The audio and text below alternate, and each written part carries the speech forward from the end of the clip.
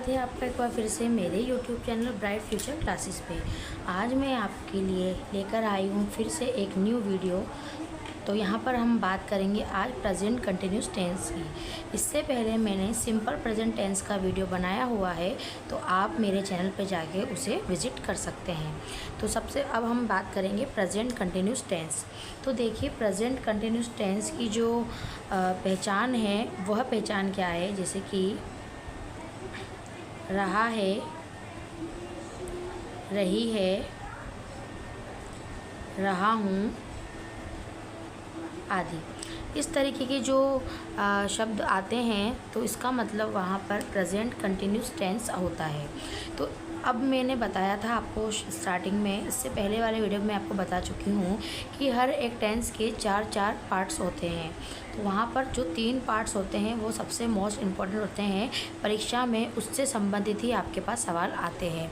तो यहाँ पर आप देख सकते हैं कि सबसे पहले बात की जाएगी अफर्मेटिव सेंटेंस की।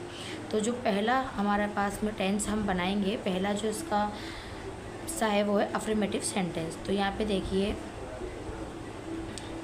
अफर्मेटिव सेंटेंस, ठीक है। अफर्मेटिव सेंटेंस में सबसे पहले हम यहाँ पे देखते हैं कि इसका जो फॉर्मूला है वो हम क्या करेंगे कि सबसे पहला आता है subject plus is, am, are. ये हेल्पिंग वर्ब है और इन तीनों हेल्पिंग वर्ब में से कोई एक हेल्पिंग वर्ब इसके साथ में आएगी, सब्जेक्ट के साथ में। उसके बाद में वर्ब की फर्स्ट फॉर्म और उसके बाद में प्लस फॉर्म में हम आईएनजी का प्रयोग करेंगे और उसके बाद में आएगा हमारा ऑब्जेक्ट, ठीक है। ये अफर्मेटिव सेंटेंस का, प्रेजेंट कंटिन्यूस अफर्मेटिव सेंटेंस का ये फॉर्मूला है। तो अब मैं आपको इससे संबंधित इस फॉर्मूले के अकॉर्डिंग एक सेंटेंस बना के दिखाती हूँ। जैसे कि मैं आपको यहाँ पे लिख सकती हूँ, मैं एक पत्र लिख रहा हूँ। देखिए, अब हम इसको किस तरह से सॉल्व करेंगे, ठीक है। तो प्रेजेंट कंटिन्यूस टेंस के अफर्मेटिव सेंटेंस में यह आया है कि मैं एक पत्र लिख रहा हूँ। देखिए, रहा है, रही हूँ, रहे हो, ये इतने जो शब्द होते हैं वो प्रेजेंट कंटिन्यूस के उदाहरण हैं। तो ये इसका फॉर्मूला हमें याद करना पड़ेगा। फॉर्मूला यहाँ पे क्या है, ये वाला हमारा फॉर्मूला है। तो अब हम यहाँ पे सबसे पहले क्या लिखेंगे, सब्जेक्ट। और सब्जेक्ट यहाँ पे कौन है, मैं खुद सब्जेक्ट हूँ और मैं कौन हूँ यहाँ पे, आई।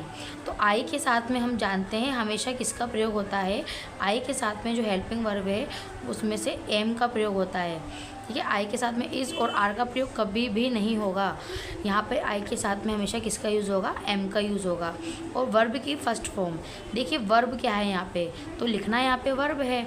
तो लिखना यहाँ पे वर्ब है और लिखने को इंग्लिश में क्या बोलते हैं, राइट, ठीक है। तो राइट यहाँ पे फर्स्ट फॉर्म है और उसके साथ में प्लस आईएनजी। तो हम यहाँ पे क्या लिखेंगे, राइटिंग। और एक पत्र, तो एक पत्र को हम इंग्लिश में लिखेंगे, ऑब्जेक्ट हमारा क्या है, ए लेटर, ठीक है। ये मैंने यहाँ पे इस तरह से आपको बनाया। अगला है, मैं एक और बना के आपको बता सकती हूँ यहाँ पे, जैसे कि वह फुटबॉल खेल रहा है, वह फुटबॉल खेल रहा है, ठीक है। वह फुटबॉल खेल रहा है। अब यहाँ पे सब्जेक्ट कौन है, वह को हम क्या बोलते हैं, हम देखो रहा है कि रही है, रहा है। इसका मतलब यहाँ पे लड़का है और लड़के के लिए यहाँ पे वह के स्थान पे क्या आएगा, ही। तो हम सबसे पहले यहाँ पे सब्जेक्ट लिखेंगे, ठीक है, ही हमने लिख दिया। अब देखिए, वह फुटबॉल खेल रहा है, तो ही, शी, इट, ये सभी क्या है, और कोई भी सिंगुलर। तो यहाँ पे एक ही सिंगुलर है, तो सिंगुलर के लिए किसका यूज़ होता है, हिज का यूज़ होता है। तो ही के साथ में हम इज़ लगाएंगे, क्योंकि यहाँ पे क्या है, ये जो वाक्य है वो सिंगुलर में है, सिंगुलर नाउन है। तो ही इज़ खेलना, खेलने को इंग्लिश में बोलते हैं हम प्ले।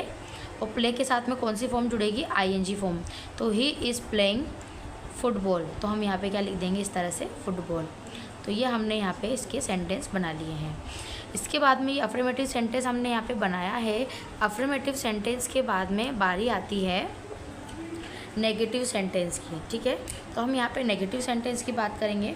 नेगेटिव सेंटेंस हमारे पास में क्या है, सबसे पहले देखिए, नेगेटिव सेंटेंस। ठीक है, नेगेटिव सेंटेंस में यहाँ पे जो काम नहीं हो रहा है उससे रिलेटेड वाक्य आते हैं। तो इसका जो फॉर्मूला है हमारे पास में, नेगेटिव सेंटेंस का जो फॉर्मूला है, सबसे पहले वहाँ पे आता है subject plus is am are, उसके बाद में नेगेटिव है इसलिए हम यहाँ पे क्या करेंगे, नॉट का यूज़ करेंगे। तो हमने यहाँ पे नॉट लिखा है। नॉट के बाद में अब इसके बाद में हमारे आएगा वर्ब की फर्स्ट फॉर्म प्लस इसमें भी आईएनजी लगेगा, और उसके बाद हम यहाँ पे किसका यूज़ करेंगे, ऑब्जेक्ट का। ठीक है, ये हमने यहाँ पे ऑब्जेक्ट लिख दिया है। तो अब मैं आपको इसका एक सेंटेंस बना के दिखाती हूँ नेगेटिव का। जैसे कि सबसे पहले हम नहीं लिख रहे हैं, हम नहीं लिख रहे हैं।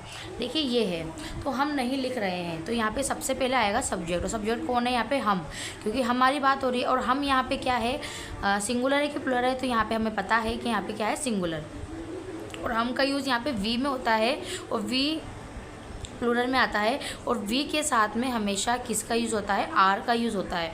तो हम इसका में सबसे पहले वी के स्थान पे, तो हम के स्थान पे वी लिखेंगे, और वी के साथ में हमेशा किसका प्रयोग होगा, आर का, वी आर। और हेल्पिंग वर्ब के बाद में डायरेक्ट क्या लगेगा, नॉट लगेगा।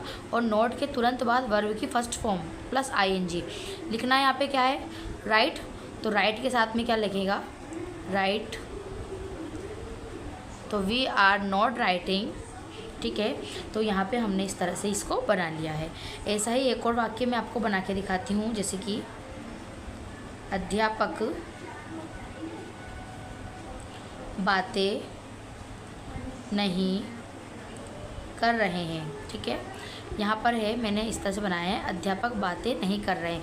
अब यहाँ पे देखिए अध्यापक, तो अध्यापक यहाँ पे कौन है, बातें नहीं कर रहे हैं। इसका मतलब इसको पढ़ने से पता चल रहा है कि यहाँ पे प्लूरल है। यहाँ पे जो अध्यापक है वो काफ़ी सारे, देखिए हिंदी में अध्यापक और बहुत सारे अध्यापक, दोनों को अध्यापक ही लिखा जाता है। लेकिन इंग्लिश में थोड़ा सा चेंज हो जाता है, एक यदि अध्यापक होगा तो वहाँ पर टीचर होगा, लेकिन यहाँ पर बहुत सारे अध्यापक की बात हो रही है, तो हम यहाँ पर लिखेंगे टीचर्स।